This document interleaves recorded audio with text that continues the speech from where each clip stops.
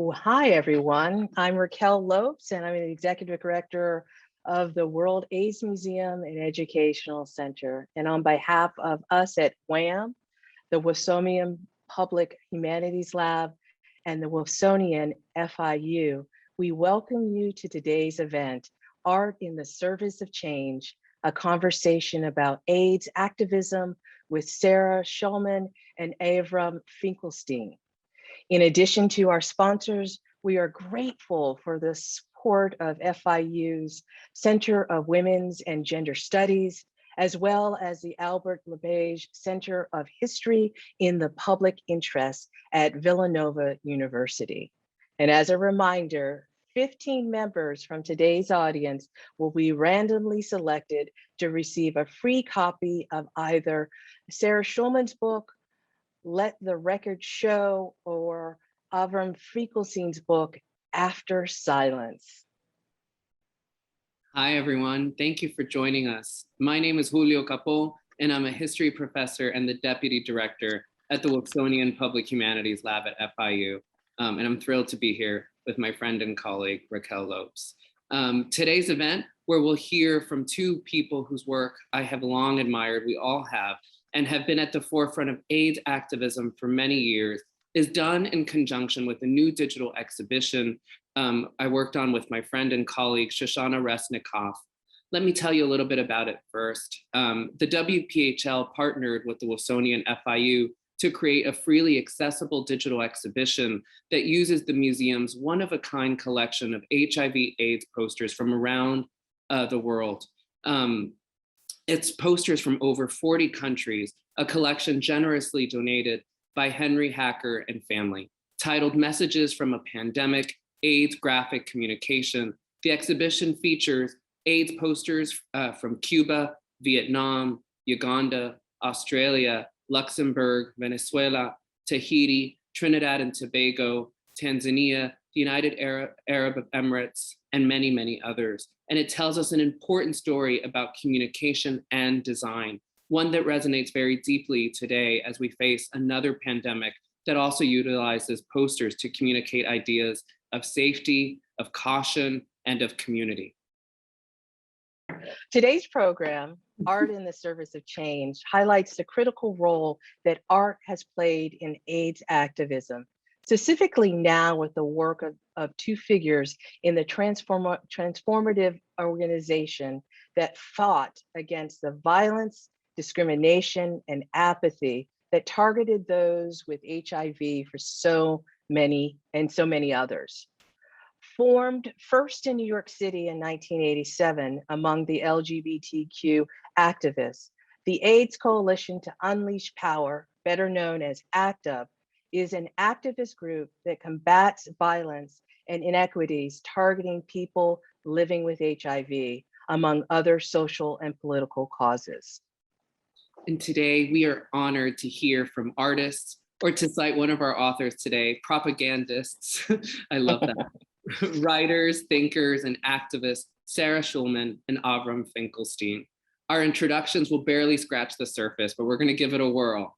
Sarah Schulman is a novelist, a playwright, a screenwriter, a nonfiction writer, and an AIDS historian. Her, wait for it, 20th book, titled Let the Record Show, A Political History of ACT UP New York, 1987 to 1993, was recently published to much acclaim by FSG.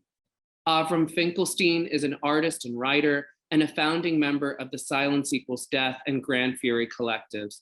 His work is in the permanent collections of MoMA, the Whitney, and the Metropolitan Museum and Brooklyn Museum, and featured in the Artist Oral History Project at the Smithsonian's Archives of American Art. His book, After Silence, A History of AIDS Through Its Images, was nominated for an International Center of Photography Infinity Award in Critical Writing and Research. Welcome to you both, and thank you for joining us. Briefly, our format today is such. Our speakers will each speak for about 10 minutes and introduce some of their contributions to AIDS activism more broadly. We'll begin with Sarah Schulman and then hear from Avram Finkelstein. Julio and I will then facilitate a conversation between them. prompted by questions he and I have for them, as well as taking questions from you all in the audience. At any moment, feel free to leave a question in the Q&A button, not the chat feature at the bottom of your screen. Well, it's time to get ready. And as many of them get to them as many as possible. So Sarah, take it away. Okay, Réquel and Julio, thank you so much for having us. So I'm going to just give a little history and a little context for people to understand what the AIDS crisis meant and how it emerged. We now know that AIDS has probably existed for about 100 years. And we think it came to the United States probably in the 1940s and certainly to New York in the 60s and 70s. But it was not identified by science until 1981. So 1981 is not the beginning of AIDS, it's the beginning of science recognizing a pattern.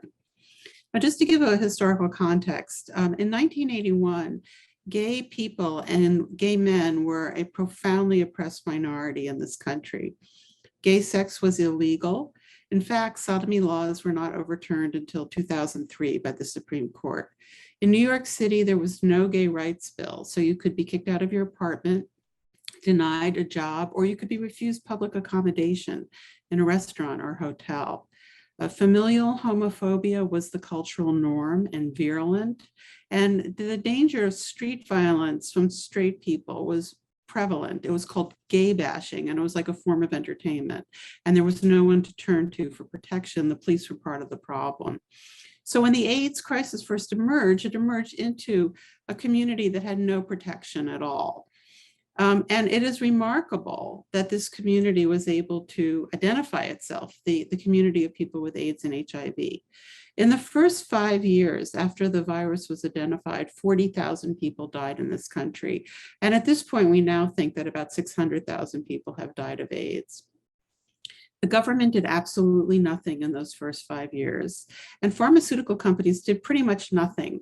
They had patents on failed cancer drugs that they were trying to recycle because they were looking to reach the largest market share that they could possibly find. And so the way that AIDS actually affected people was not being addressed by medications. So AIDS is like an umbrella term, like cancer. It's actually different in each person. And what it means is that your immune system doesn't really work. So people would develop what were called opportunistic infections, which are different kinds of ways that their immune system would break down. So it'd be common for people to develop dementia or be unable to process nutrition, to have swollen nerves in their legs. And what people with AIDS wanted were medications that would address these different opportunistic infections. But pharmaceutical companies were looking for the highest profit. And so they were only looking for a medication that would, you take a pill and it would cure your AIDS, and that did not exist. The way that the gay community responded at the beginning was to kind of create a facsimile of social services. There were gay men's health crisis, which created a kind of buddy system where volunteers would be assigned to help people do their shopping or just sit around and talk. There was an organization that would walk your dog, or there was a group called God's Love We Deliver that would bring homemade meals for free to homebound people with AIDS. But the political response did not really begin until around 1987. Now, ACT UP was founded in March of 1987, but right before that, there were some significant politicizing events. And the most important was that the Supreme Court upheld the sodomy laws. So in the middle of this horrible mass death experience, when people with AIDS needed support, they got the opposite, the continued illegal status of gay sex. And the gay community was furious. And there were angry demonstrations in New York and Washington, often without permits. And some little pockets of politicized expression started to appear. One was the Silence Equals Death Project, which Avram was part of, and he will tell you about, a poster making collective that made a poster they put up around the city. Another was a ZAP action group called the Lavender Hill Mob. Now, a ZAP action was a strategy that came from the gay liberation movement. And people who do ZAPs are people who are very alienated from power, because it's kind of like you burst in and sort of mess everything up and mess up business as usual. And the Lavender Hill Mob dressed up in concentration camp uniforms and burst in on a meeting at the CDC. So all of that was right before ACT UP was founded. Now, ACT UP, AIDS Coalition to Unleash Power, was a diverse coalition of individuals who were committed to direct action to end the AIDS crisis. And that's as opposed to social service provision. And in 6 years, the 6 years that I cover in my book, 1987 to 1993, they accomplished amazing victories. I just want to tell you what some of them were. ACT UP and the larger AIDS movement forced pharmaceutical companies to change the way they research medications so that they actually met the needs of people with AIDS. ACT UP forced the Food and Drug Administration to make experimental drugs available to people who needed them, even if they hadn't gone through a standard approval process. ACT UP forced the government with a 4-year campaign to change the official definition of what symptoms you needed to get an AIDS diagnosis so that women with HIV could qualify for benefits and be part of experimental drug trials. ACT UP made needle exchange legal in New York City. And at a time when the Catholic Church was very, very powerful, this was before the priest sex scandal, the cardinal was often more powerful than the mayor and was even in office longer. The Catholic Church in New York tried to stop condom distribution in the public school system, and ACT UP in December of 1989 disrupted Mass at St. Patrick's Cathedral, confronting the Catholic Church, and defeated them in this campaign. But I think most importantly, ACT UP changed the way that people with AIDS and queer people felt about themselves and the ways that we were represented in the mainstream media. Now, I want to talk for a minute about influences and ways of, so a little bit more creative ways of understanding how political movements get influenced. ACT UP was a predominantly white gay male organization, and it did have significant participation by women and people of color. But it was influenced in many different ways. So one is that most people who were in ACT UP were born in the 1940s, 50s, and 60s. And at that time, there was no such concept as a gay child or a queer child. Now, we knew, many of us, that there was something about us that wasn't fitting in with what our expectations were, but we didn't have a concept of a gay community waiting for us or a gay movement. But we did see Black resistance on television, and we saw Black people doing nonviolent civil disobedience and standing up to police brutality. And we saw Black people using direct action to do sit-ins at segregated lunch counters and these types of tactics. And I think that my whole generation of queer children really identified with these tactics and with this opposition. And whether they saw it on TV or read about it in Life magazine or Jet magazine, or some people's families participated in it. So later, when I was writing my book and I was analyzing how ACT UP approached direct action, I went back to read Martin Luther King's 1964 essay, A Letter from Birmingham Jail, where he lays out his concept of direct action for the civil rights movement. And it was absolutely identical to what ACT UP did, even though we never talked about it. We never studied his article, but we had internalized these tactics. So the similar approach was that you become the expert on your issue. And by being the expert on your issue, by educating yourself, you create the solution. And this is so important, that you're not in an infantilized relationship to power where you're begging the people in power to make a progressive change. Because first of all, they're never going to do it. And secondly, they don't know how. So we would design our own solution, then present it to the powers that be. And when they say no, the next step is what Dr. King called self-purification, or what ACT UP called nonviolent civil disobedience training. And people would prepare for a very theatrical, nonviolent, direct action where they would communicate through the media to the public about what the problem was, what the reasonable, winnable, and doable solution we had designed was, and thereby pressure the powers that be. And this was similar in both movements. Some other takeaways from analyzing ACT UP's strategies and tactics is that ACT UP was not a consensus-based movement. People did not have to all agree. It had a bottom line statement of unity, direct action to end the AIDS crisis. And if you were doing direct action to end the AIDS crisis, basically you could do it. Now, people might propose something and other people would disagree with it and they would argue about it because this was pre-gentrification New York culture where people just said what they felt. But in the end, if you had an idea and I didn't want to do it, I just wouldn't do it. I wouldn't try to stop you from doing it. There wasn't this kind of effort to control everybody. And because of this system of radical democracy, so many different kinds of people in ACT UP were able to respond from a place that was authentic to them because, people can only be where they're at. And if your movement enables people to respond from where they're at, you have a better chance of moving forward.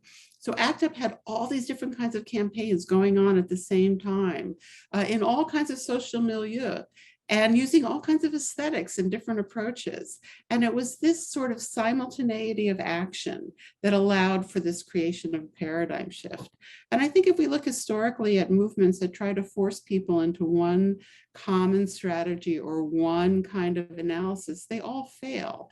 So it's a really good lesson, I think, for us today, when we're in a period where so many of us want and need serious systemic change in America and in the world, to remember that this kind of radical democracy and big tent politics, where you go forward with people because you share a basic value, but you're not trying to control each other and make everyone be the same, that this is really what enabled people who had very little political power to move forward together.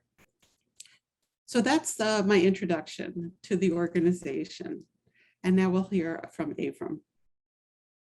Sarah, I could listen to you all night. So I wanted to talk about, I'm going to screen share, hopefully. I wanted to talk about a project that, since Sarah has talked about collectivity and also a big tent idea about what might constitute action.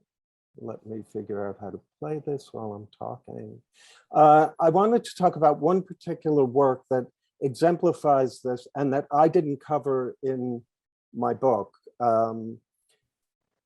It's the New York Crimes. So the New York Crimes was fabricated by Grand Fury, but we solicited texts from the many subcommittees and affinity groups within ACT UP, and our research even extended past ACT UP into coalition work with people and communities outside of ACT UP as well. I got the idea for this project. I went with my mother to the Museum of Modern Art Library, which is something you get to do when you're a New Yorker, for a 1988 exhibition of work by the art collective Fluxus. And I saw a list of ideas for performance work that was never actually intended for execution. And one bullet point was this simple sort of, but open-ended directive, quote, make your own newspaper and hand it out on a street corner. It completely captured my imagination. The coverage of HIV/AIDS by the New York Times infuriated ACT UP, and we were at war with the newspaper and did actions multiple times in multiple ways. So at the next Grand Fury meeting, I suggested that we produce our own version of the New York Times. The front cover, the back cover, and the editorial spread inside, and organize small teams of people to fan out in the middle of the night and replace the front pages of the New York Times with our own in every New York Times vending machine in Manhattan. At the time, these kiosks where you could buy newspapers in New York appeared on almost every avenue corner, like all the major avenues. And it weirdly worked on this honor system. You put in a quarter, you took out one copy of the Times, and then you relocked it. I guess, like, who would want more than one copy, right? So we researched the delivery routes, and we followed them out through the city one night, armed with rolls of quarters in teams, lookouts, and people who would do the switch. And we put in a quarter. We removed every copy of the Times. We took off all of their cover pages off and replaced them with our own, and then put all of the copies back in the kiosks. So the New York Times was disseminated the night before the second anniversary of ACT UP's New York's first direct action, and it was called Target City Hall. The New York Times included articles written, as I said, by ACT UP committees and subcommittees and affinity groups and caucuses who were doing work on issues from prison reform, women in AIDS, needle exchange, media coverage, treatment issues, AIDS in homeless populations, and access to healthcare in New York. But this project also served as a laboratory of ideas for images and texts that appeared elsewhere as well. And I wanted to talk about that a little bit because it gives you a sense of how one idea can spread through collective action into many different ideas. I'm not able to use my cursor. On the upper left-hand page, there is this bloody hand poster that was a Grand Fury design that we did when we went to war with local health authorities over the defunding of New York AIDS services. The image on the lower right of this spread, when the government turns its back on its people, is it civil war? I don't know if you can read that. Was actually from a billboard project that the Grand Fury Collective executed for U-Bahn stations in Berlin. The back cover of the crimes was a fake pharmaceutical ad, and I think it's important to understand the social context. At the time, pharmaceutical companies were not allowed to place ads for their drugs. So this was a new idea, the idea of a pharmaceutical ad, and we imagined what one would look like. And the back cover was a fake pharmaceutical ad depicting a full page of a research scientist holding a pipette to a petri dish. It was a stock photo. And we used a quote from Patrick Gage, who was from Hoffman LaRoche, and he actually said this: 1 million people with AIDS isn't a market that's exciting. Sure, it's growing, but it's not asthma, which gives you a sense of, as Sarah was saying, the ways in which the drug industry thought about AIDS at that time. It was not something that they were fully invested in or prepared to invest any further in. This image, this back cover, was recycled by Grand Fury in a 4-page intervention in the October 1989 issue of Artforum. On the upper left-hand corner of the front page, I had written an article called AIDS and Money. You can see that on the top left. It's the first time the appearance of the phrase healthcare or wealthcare was used, I used. And it's a line that I later recycled as a rejoinder text for a poster that we did, Enjoy AZT. So as Sarah alluded to, AZT was the most expensive drug in AIDS history when it was approved as the first AIDS therapy in 1987. And as Sarah, I believe, was referring to this when she said it was a failed cancer drug that had already been paid for by the public as a drug for cancer, but it didn't work. So they pulled it off the shelf. It showed some efficacy for AIDS, but it was poisonous and it only worked 50% of the time. So I had this idea for this poster, and the article that I was drawing it from used AZT as a way to map the history of scientific research in America and trace some of the intricacies of research protocol and international health policy. I originally proposed the idea for this poster to Grand Fury during the early months of our formation, but It was rejected because the collective felt uncomfortable critiquing the only drug available at the time. So I developed this drug, developed this poster with another ACT UP collaborator, Vincent Galeostro. Enjoy AZT became a street poster that we used to announce ACT UP's May 21st, 1990 demonstration, Storm the NIH, the same National Institutes of Health that developed the Moderna COVID-19 vaccine, and PS is still headed by Anthony Fauci. When Enjoy AZT first appeared on the streets of New York, it was fairly ubiquitous. ACT UP had wheat pasting parties, and we would all go up and cover the city with material. We used the streets of New York as a way of communicating. When Enjoy AZT appeared in the streets, it came to the attention of Bullet Space.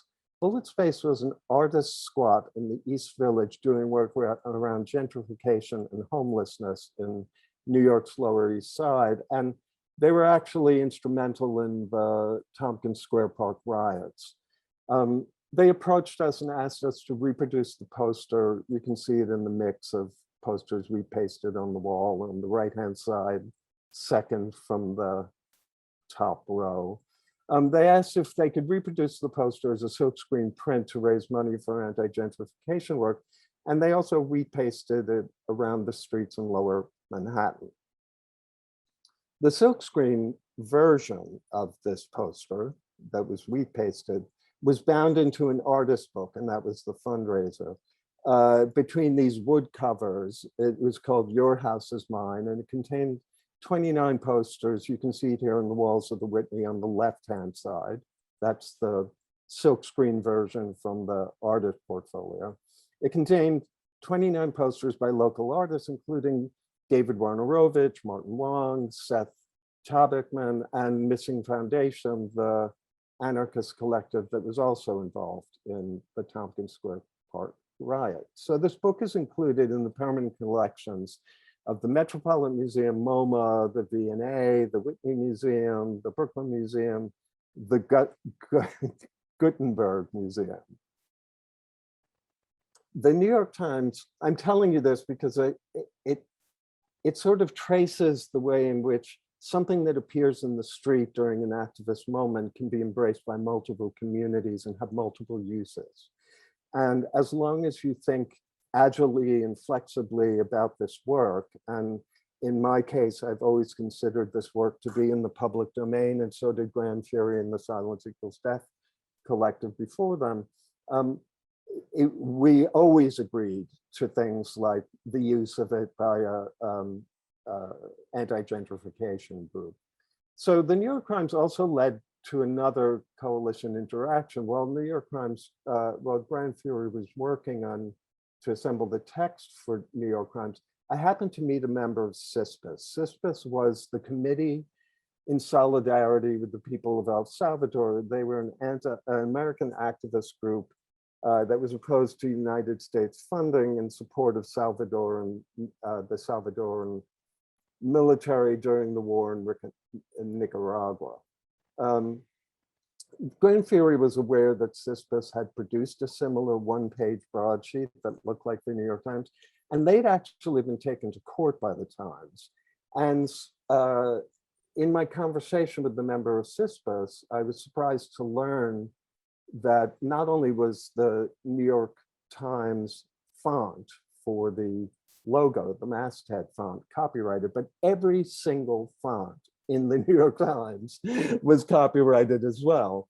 So she sent me this copy of the broadsheet, and Grand Fury studied it. And we were aware of this lawsuit and had decided prior to learning the lessons directly from CISPAS that we weren't interested in going to court with the paper, but rather in disseminating underreported AIDS information by squatting on their authorized voice of, in New York, we call the New York Times the Gray Lady for some reason.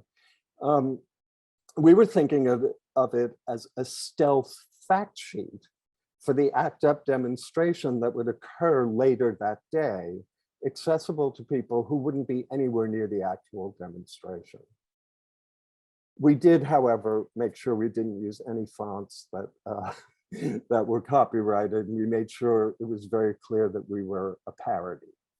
So I'm sharing these stories to underscore the a bunch of things, but one of them is there's a dilemma surrounding the presentation of works of political agitprop like this without full social context, so that you can understand what drove the work into being in the first place, which is clearly identified here by the New York Crimes. These works become artifacts in institutional settings, and their ongoing critiques that they're meant to address are frequently hobbled in that process. So in cases like the New York Crimes, which relied on appropriation and a situationist political strategy called détournement, which was very integral to postmodern thinking during the 70s and 80s. The work is such a seductive replica of the vernaculars of late stage capitalism that without the context, the seduction sort of eclipses the work's political intention entirely. The political point of the New York Crimes is that on one single day in New York City, a small group of activists, I mean, we're talking about 24 tops, armed with $10 in quarters. We each had a roll of quarters, $10 roll of quarters. So it was maybe $50, and producing the newspaper was maybe $350. We commandeered the voice of the paper of record with only one objective: to communicate the impact of AIDS on communities that didn't capture the attention of reporters or their editors in one of the epicenters that was soon to become a global pandemic. Everything about this project, from conceptualization to collective writing, to collective editing, to production, to its extra legal dissemination, was low tech and viral and relatively inexpensive. We built the production, the printing of the project to a client, to one of Vincent Galeoso's clients. So it was low tech and viral and inexpensive. And most importantly, it reflected the dozens of human hands that touched every single aspect of it. So in a vitrine, or under a plexiglass, inside a plexiglass frame, it has this vestigial curiosity to it. It's appealing, and it functions in one way, but in actual fact, on the streets of New York that day, it had only one intention. It was an earnest attempt to save lives in multiple communities. And that's why I wanted to talk about it. Thank you so much for that, Avram. There's a couple questions. There's two questions I want to ask, but there's one in the chat or in the Q&A that I thought needed to be lifted, is that for those in our audience who are unfamiliar with what Grand Fury is, can you give a little contextual understanding of what Grand Fury was? Mm-hmm. Sure. So as Sarah mentioned, the Silence Equals Death Collective was a small consciousness raising group that I was co-founder of 6 gay men that existed the year before ACT UP actually formed. And we decided that there was apparently very little, you couldn't say no because none because Larry Kramer was living in New York, but there was very little conversation about the political subtext of AIDS. And we decided, based on my own history, that, as I said before, New Yorkers used the streets to communicate during times of crisis. They always have. So I had this idea that we would make a poster, which turned out to be the Silence Equals Death poster. Within weeks of it hitting the streets of New York, ACT UP formed. And then Bill Olander, who was a curator at the New Museum of Art on Lower Broadway, I intentionally chose to repaste the posters across from the New Museum because they had done, stood behind some political art that I felt was very influential. And in fact, Bill Olander saw the poster and approached somebody to introduce them to me to offer the windows of the museum to ACT UP, which we did. I formed the committee, the subcommittee within ACT UP to work on the window, and then sort of removed myself from the process because I have very complicated ideas about art museums. So it was an open door committee in ACT UP, and 50 people actually produced the window that is now commonly referred to as a Grand Fury project. When we were taking the window apart, Grand Fury decided they wanted to continue to work together, and that's when that collective formed. So it was a year of Silence Equals Death before ACT UP, then there was a year of ACT UP before Grand Fury formed, and then Grand Fury formed the following year and produced a lot of work that's commonly associated with ACT UP. Thank you for that. I have no doubt that is such rich information for people who are not familiar with what Grand Fury was. So thank you. So this, since we all carry around archives, you use your Google machine and you'll find out a ton about Grand Fury. And did everybody hear that? Use the Google, you'll find it. Okay. So this is, you both have done such important work in both visual and written art forms. And I wonder if you could talk a bit about the impact of both and how you see them as offering different forms of healing, of affecting change and challenging power struggles. And how do you all see art, or as is also said, activism, as an effective means for working towards social justice? And what's the ingredients? Either one of you could. I'm not sure I look at it that way, really. Okay.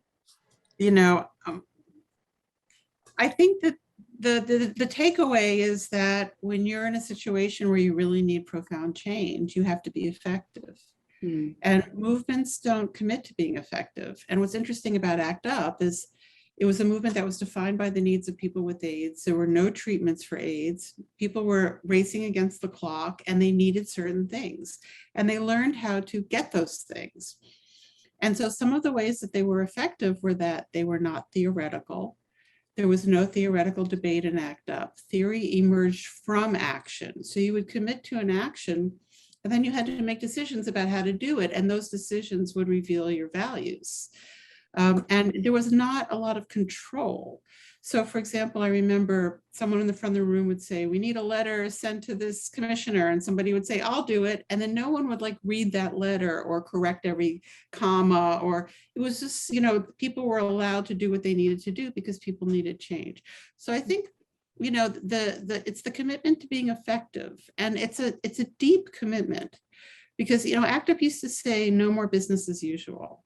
And that means that if you're going to take on the Catholic Church, the New York Times, media, pharmaceutical companies, the art world, the government, then you're not going to get a job in the New York Times or the art world or the government, right? So you're giving up, in a sense, your ambition, your desire for professional advancement, your need to fit into that power apparatus. You give it up so that you can make that change. And that's a very dramatic and radical choice.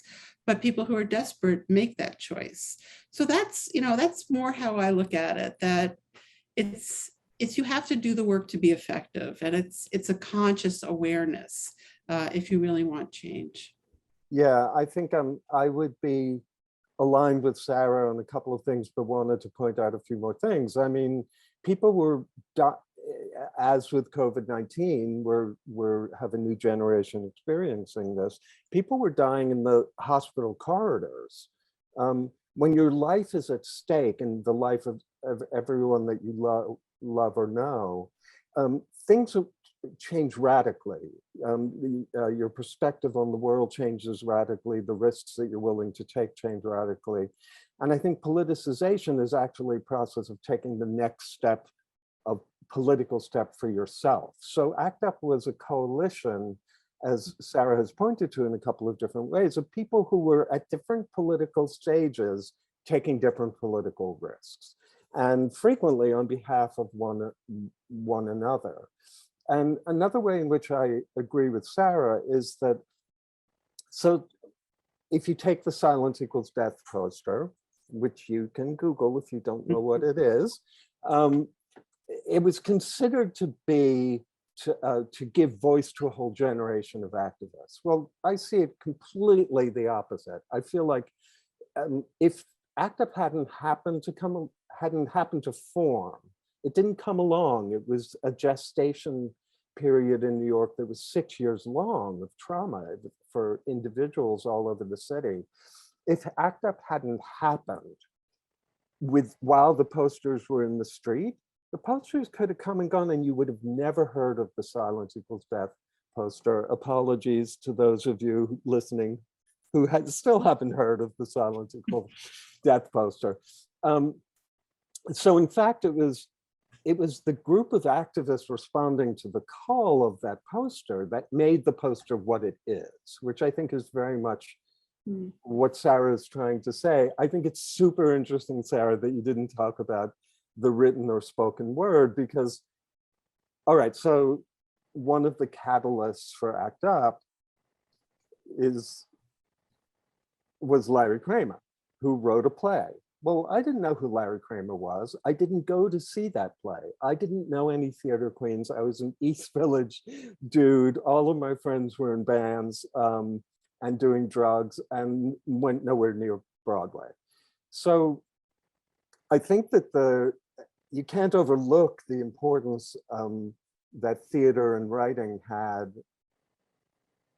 as well, Sarah, it seems.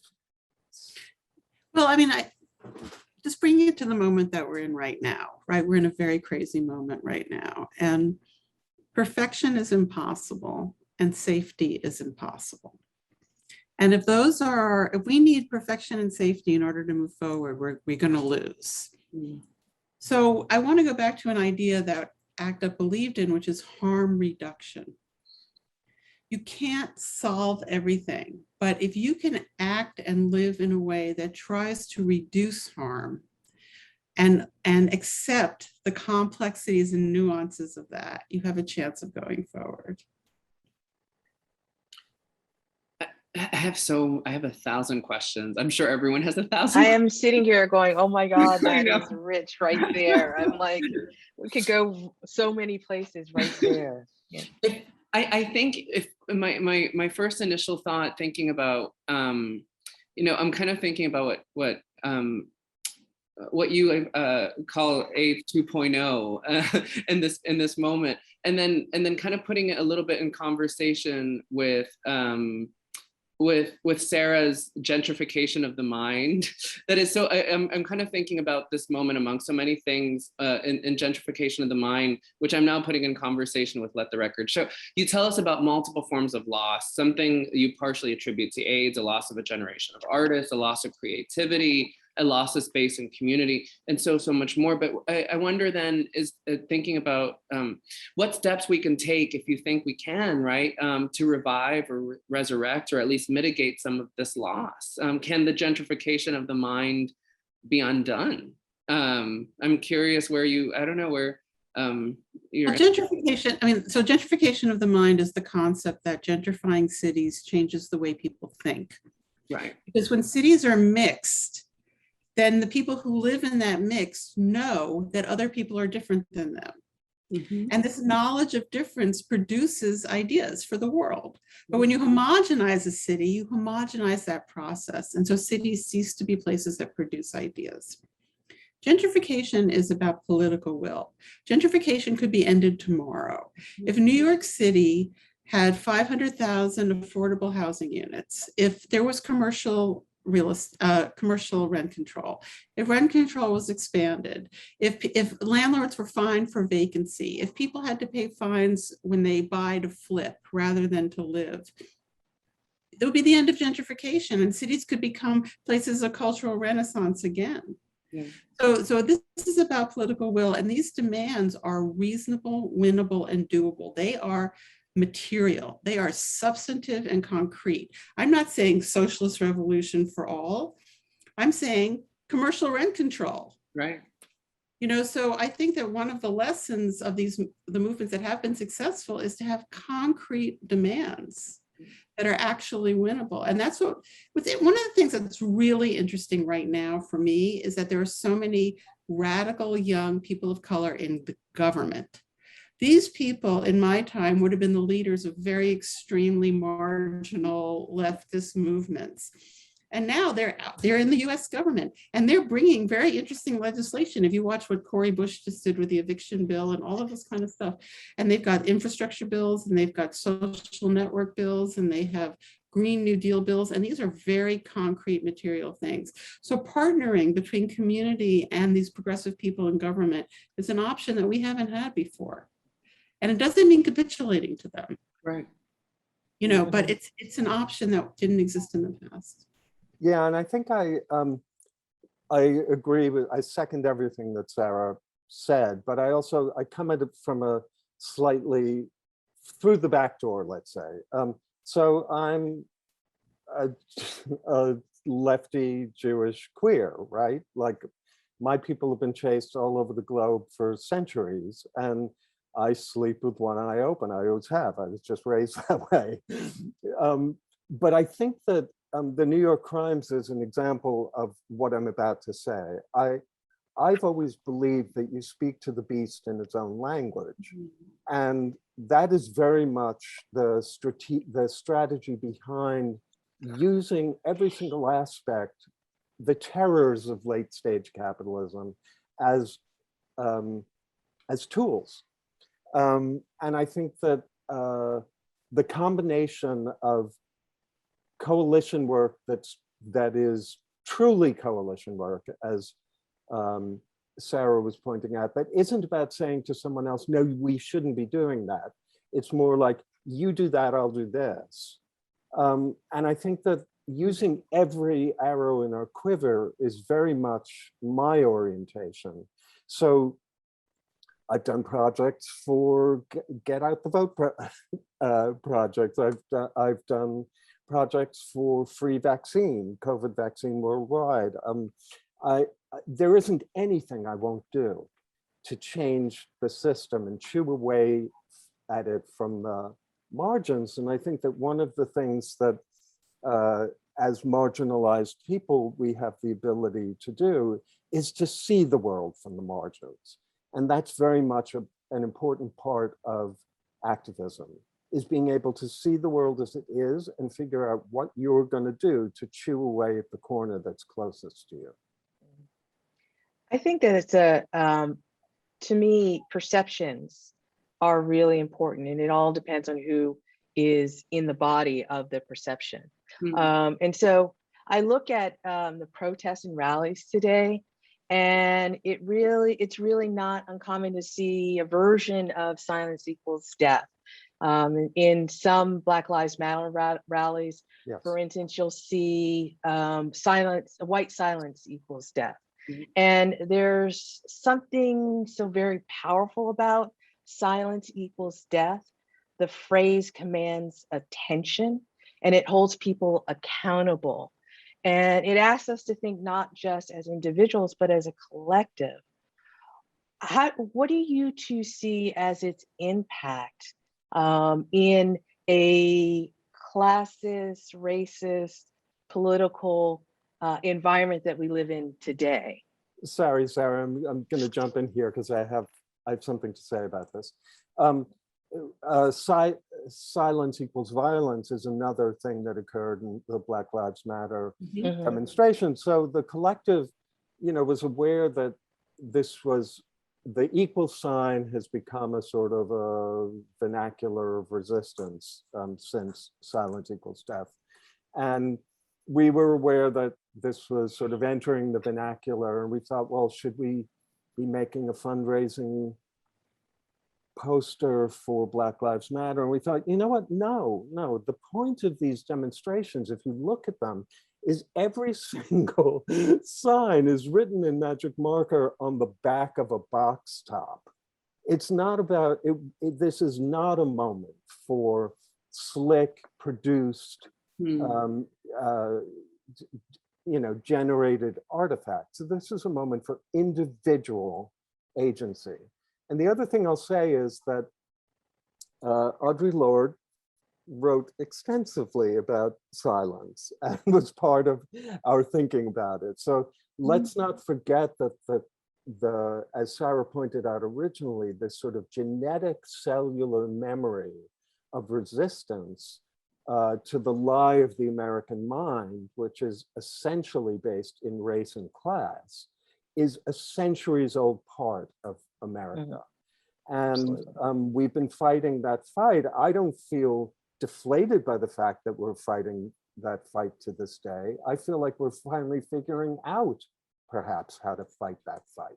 And more people are joining that fight. Just want to jump in and say that Audrey Lord was my college professor at Hunter College in the early 80s. Yeah. You've given me, go ahead, I'm sorry. I was going to say, that's all you have to say, Sarah? I know. Don't worry, there's plenty. You're giving me so much to think about. I think, obviously both of you, through your activism, your research, your book, just your lived experiences, have done such necessary and important work to rewrite the dominant narrative of AIDS in the United States and beyond.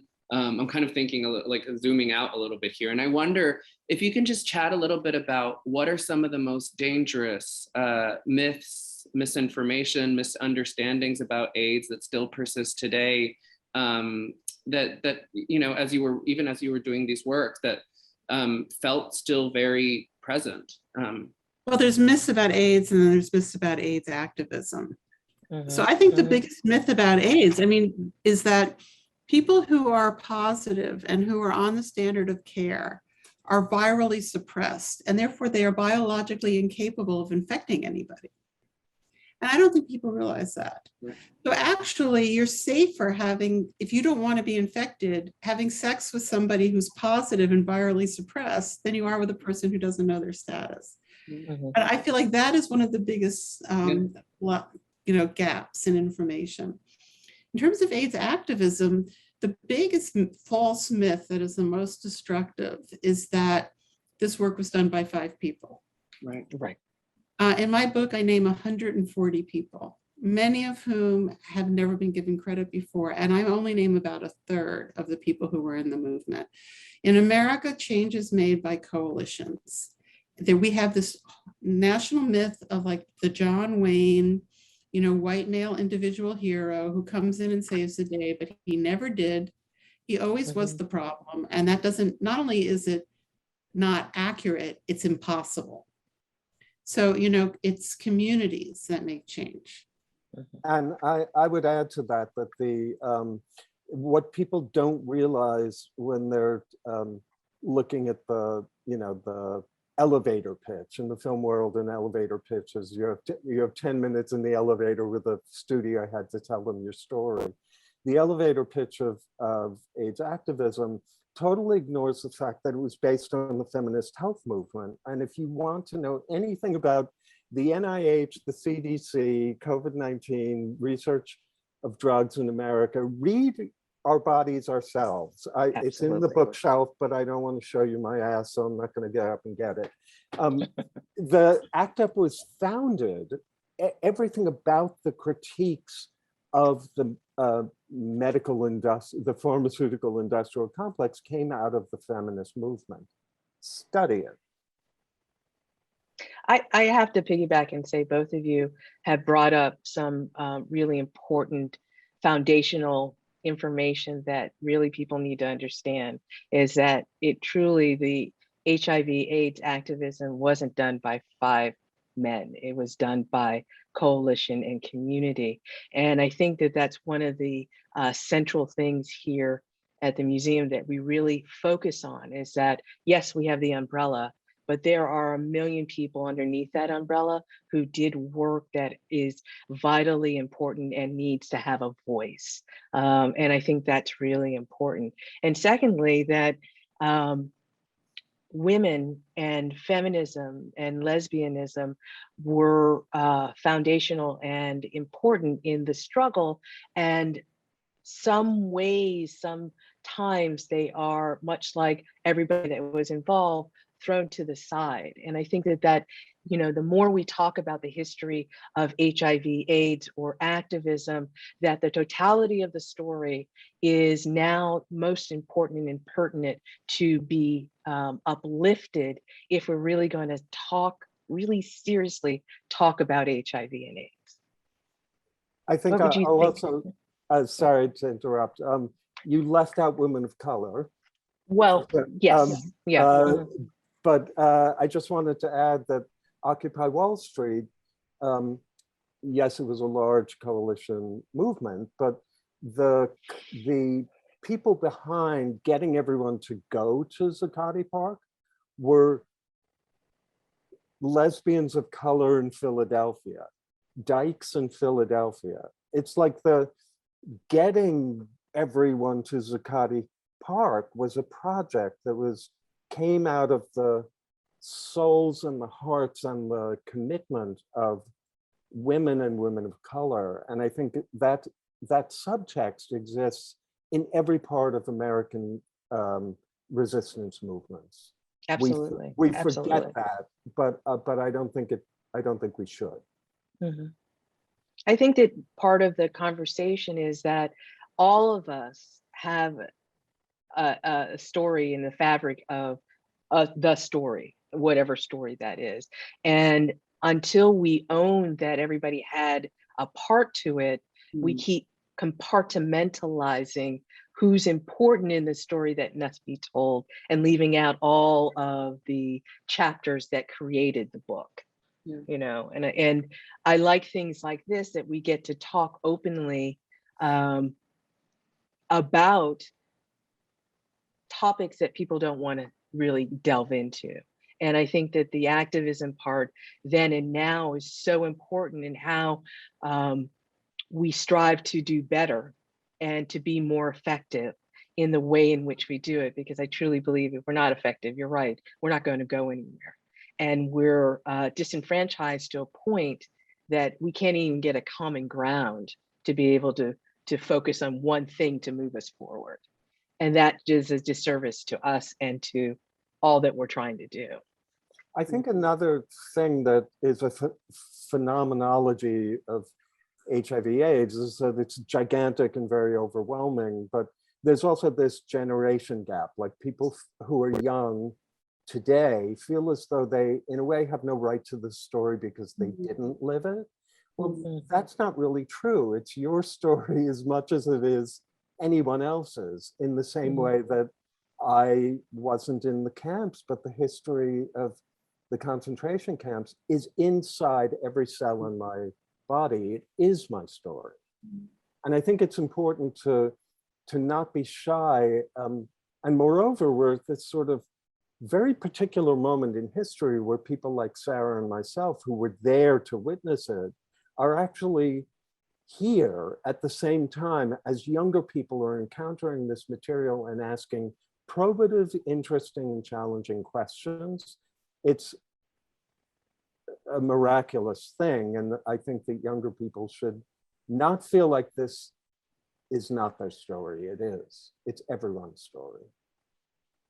It's so powerful, and thank you for sharing that. It also makes me think about the kind of paradigm of the Holocaust. I was thinking a little bit about Sarah's kind of methods in doing oral histories for ACT UP. I mean, very much learning from Holocaust survivors and the models in which people were interviewed and how their stories are shared and told. And I have to ask a question that I kind of hate myself for asking it, because it just feels like something we've been doing for a year and a half now. But I just have to ask the other pandemic question. That is like how, as we are currently living through a very different, radically different history, radically different experience of the coronavirus, even many of the lessons both learned and unlearned or never learned from the AIDS crisis constantly reappear. I wonder, even the poster has made a comeback in a lot of ways, right? In this kind of interesting, necessary way about how we communicate disease, how we communicate community. How do you see the history laid out today informing how we best move forward? Just a tiny question. And what lessons you think we should have learned? Well, I think that there's significant similarities and significant differences. So the biggest similarity is that whenever there's a cataclysm in this country, it reveals all the fissures of the society. The economic inequality, the racism, it becomes immediately exposed. And that is the same. And then globally, we are hogging the vaccine, while poor countries cannot get access to it. And WHO is saying no, and this is the same scenario that happened with AIDS drugs. What's really different is that COVID is a collective public experience. It's on television every night. Everybody talks about it. AIDS was like our private nightmare. Our fight was to get it into the public. And that's a very different kind of scenario. And also the accelerated pace of it. It's not only worldwide, it's instantaneous. It took 10 years to get to where we are in terms of our cultural consciousness. It took 10 years in the AIDS crisis, what took 10 months in COVID-19. And I think another thing to bear in mind, another similarity is it's the exact same institutions in America in particular, I'm not speaking globally, who were in charge of HIV and are now in charge of COVID-19, like even some of the same individuals like Tony Fauci. And one thing that you have to understand about the body is, and scientific research, is that the research is done on bodies that will yield productive results for the pharmaceutical industries. They're not done on bodies that will question those results. So the fact is, according to my oncologist, the data on the efficacy of vaccines in immunocompromised patients is between 0 and 50%. Well, so they did these very large research trials on the COVID-19 vaccines. They were 40,000 people. We'll cut that in half because half of them got a placebo. So it's 20,000 people.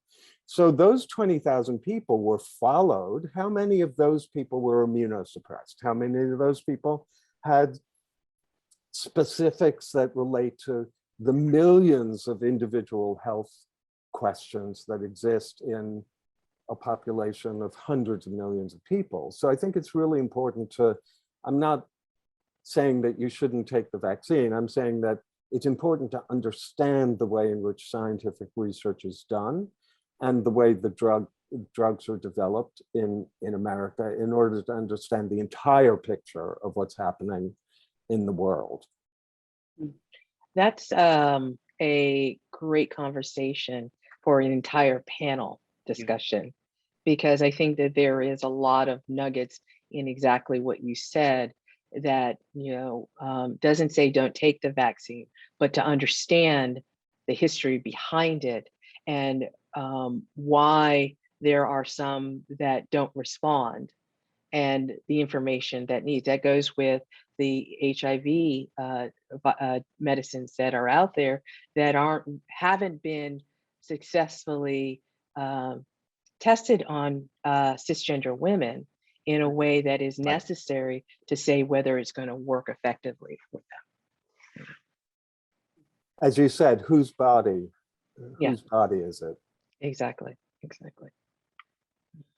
Well, as I look at the clock, I want to do this forever and ever and talk. Are there any last thoughts or wrap ups you'd like to say? Just my final thought is that I think that our current time reveals that we don't need a national healthcare policy. We need a global healthcare policy in which every person in the world has equal access to the standard of care, and that we have to think about it in a large way. Yeah, thank you. I would agree. Just tiny things to think about on this. I know. Let's make that happen.